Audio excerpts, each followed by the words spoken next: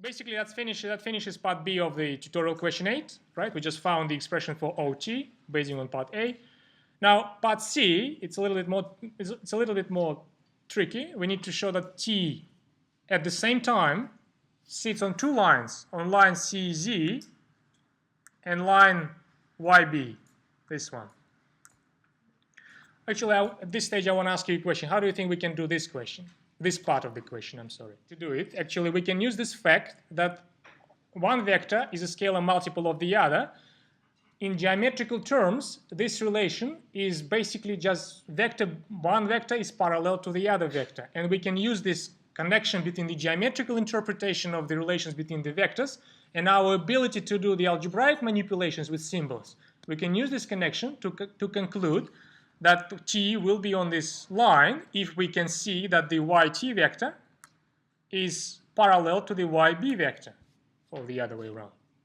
And to express, again, all we need to do, we need to find those two vectors I just named in terms of my little a, little b, and little c. And similar trick can be done for the other statement here. Well, actually, I commented on this statement right now. Similar trick can be done about the other statement, like this. Again, all we have to do, we have to take CZ, right? It's this line. So we have to find the expression for the CT vector and then for the vector CZ and try to see that one is a scalar multiple of the other. That, converting into the geometric terms, will be just simply saying that one is a parallel to the other. But because they originate from the same point, it's just the same line. Let me just put it like this. So we're just going to implement the plan we just discussed with you. I'll just show you one statement, for instance this statement. The other statement I'll leave it for you to check without my help. It will be just a nice finish for you in this question. So all I have to do, I have to find the vector. So we're looking at this line YB and the point here. So probably we'll look at the vector BY, and to find that vector, what should I do? Vector BY. Well, I'd say subtraction better here because we have vectors originating from the O point. Let me just see if I can make a picture of those. Here's my OY vector. Let's just see if I can picture the OB for you. It's the OB vector. So if I'm after BY, vector, I have to use a subtraction. Because we know geometrically when we subtract the vector OY, the other way around, I'm sorry, if we subtract the vector OB from OY, that will be this one. So I think again this software can help me with this. If I use the OY, if I select this one, if I select this one, yeah, that's what I just said, is here. Here's the expression of BY vector. From my diagram, from my knowledge of the geometric operations on vectors, if I sub in the expressions OY and OB, here's the OB. If I the other way around, OY and OB. If I substitute OB or OY in here, here's the result of the substitution. So OY expression sits here in the first terms, and that's just the OB. Now, the similar trick for YT, I need to picture you the OT vector as well. Let me just do that. Here.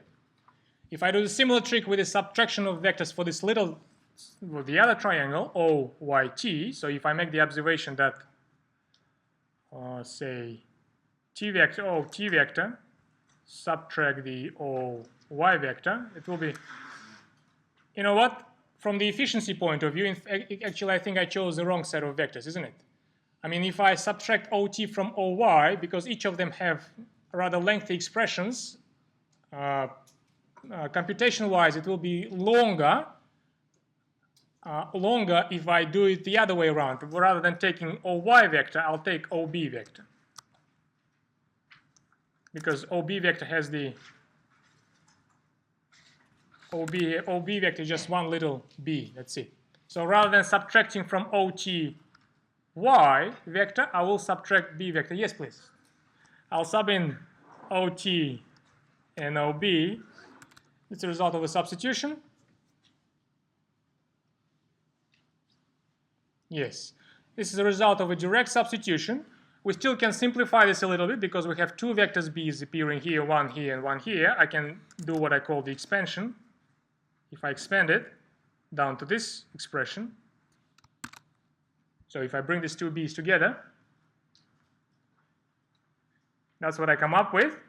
And now if you just visually analyze this expression and analyze this expression, the guess for the coefficient, which converts one vector into the other, should be almost immediate, isn't it? What should we multiply bt with in order to come up with by? Yes, so let me do the other way around because bt is a shorter one, so I'll put it like this. So the bt vector is 4 on 7 by. Just by visual inspection, we can identify this coefficient. And now, again, referring to the geometrical interpretation of scaling of the vectors, we now can conclude that one vector is parallel to the other because they come from the same point. They basically just the same line.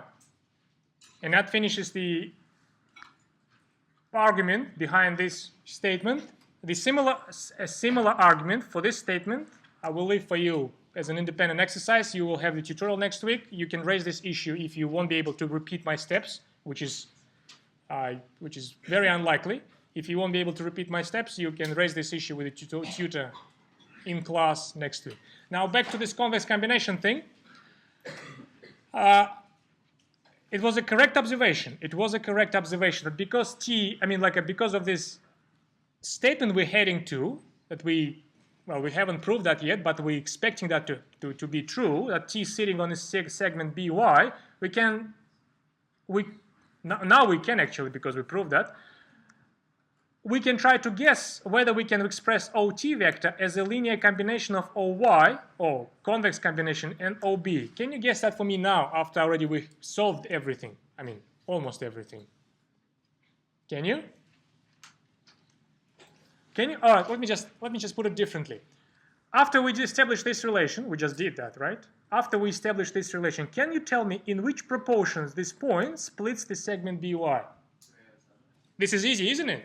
So I can easily say now, after we establish that actually, if I write this in proportion terms, then bt to yt will be 4 on 3. Am I right? Yes. And then, because now we have this thing, now I can do the convex combination, isn't it? It will be OB vector and YT. Where's my YT? Do I see? Oh, I don't have YT. Let me just... YT. I don't have YT.